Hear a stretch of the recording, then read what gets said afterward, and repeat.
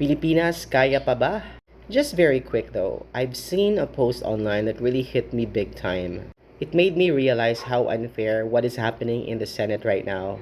All the chaos and the turmoil that is happening in that institution is utterly disgusting. And for what?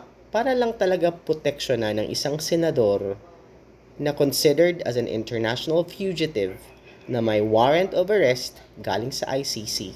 Now, look at this. Ang sweldo ni Senator Bato de la Rosa is ranging from 300 to 342,000 a month.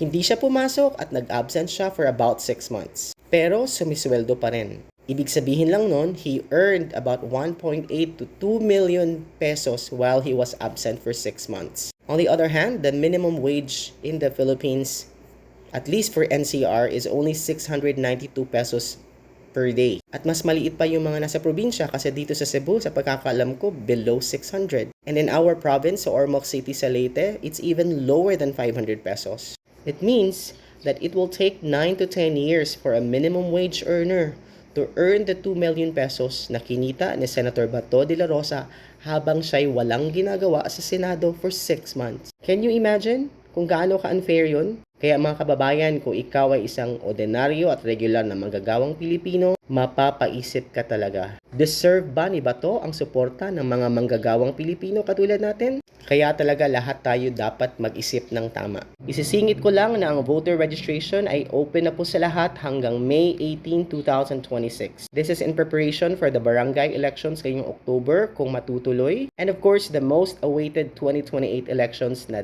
dapat monumental sa ating mga Pilipino. Kaya sa mga kabataan, na mga first-time voters, it's your time to shine. At sa mga kababayan na hindi na bumoboto dahil nawawala na ng pag-asa dahil sa korupsyon, I was once like you. But you can revive and make the difference for this country. Kaya pupunta na sa pinakamalapit na COMELEC sa inyong lugar at magpahirehistro. Exercise your right to suffrage. As I always say, don't lose hope. Hope is endless.